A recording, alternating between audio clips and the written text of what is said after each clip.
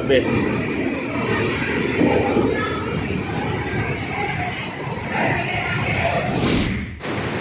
So it's already 7:42 in the morning of November 1 at medyo maliwanag na at sa ngayon ay makikita natin yung mga distraction na kasalukuyang idinudulot nito ni bagyong Rolly na may over 200 kilometers per hour. So eto yung nagpuputukan dito kagabi, eto yun yung mga damages dito.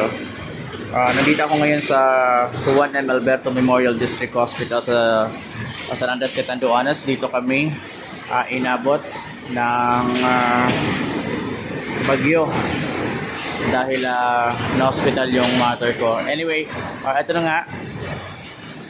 Nagsipagputukan ito.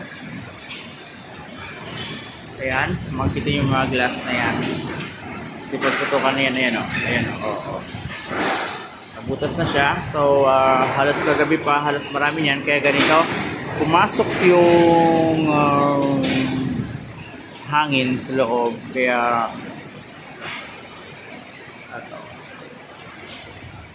kaya naging mahirap sa amin kagabi nung kaninang mga alas 5 ng umaga. Akala namin patapos na, no? Kasi nagsimula yung bagyo at around 2 o'clock or 2:30 to 3 o'clock nararamdaman na namin.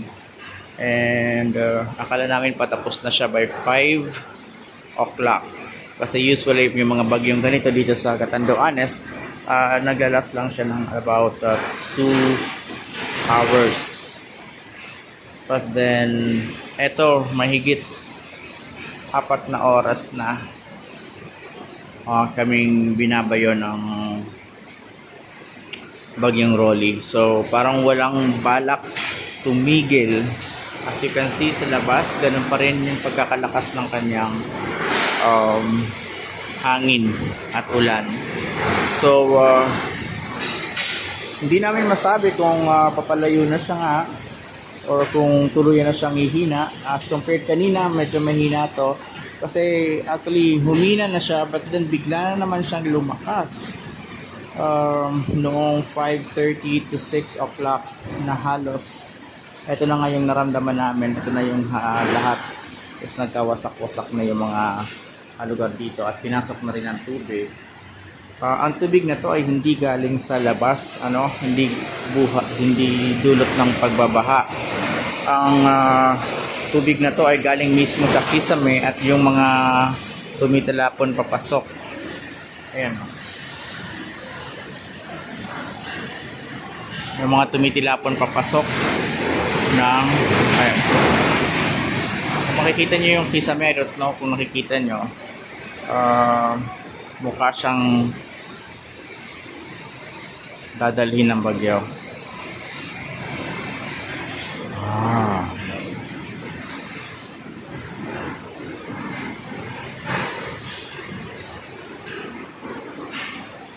So eto na yung beddings. It's really a total distraction. Total talaga. So I don't know, pagkatapos nito magpapalipad ako ng drone. Maybe tomorrow titingnan natin kung kakayanin na ng hangin.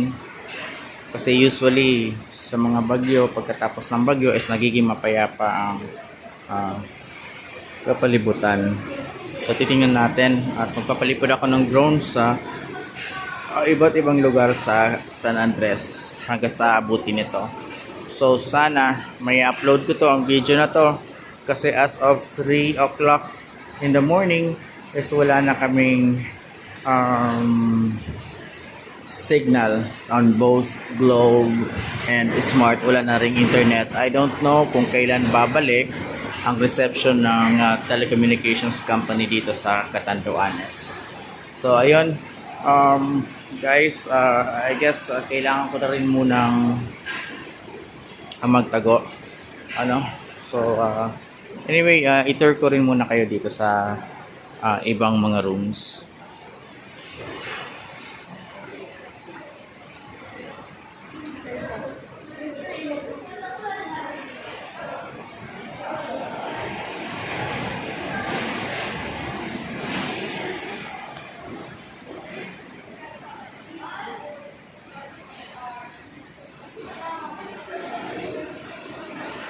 So, eto na.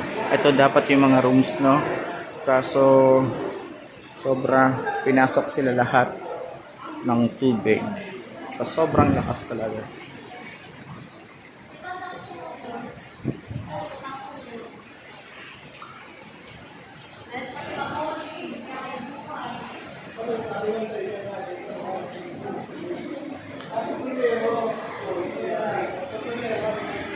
So, ito yung kabilang wing. Ano?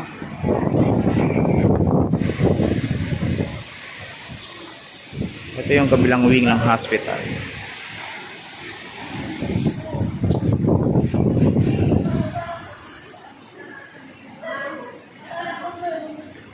Grabe. Yung mga siyan kung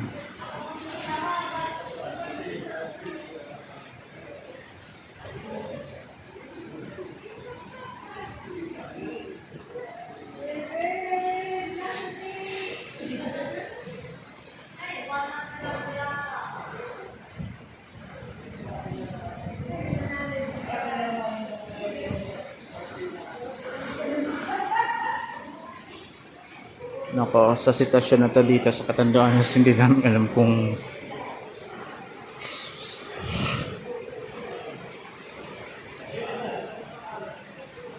paano magsisimula ulit.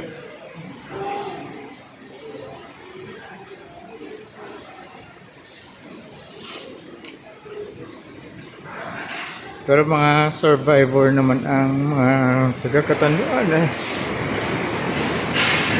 That's why we are called the happy people from Happy Island.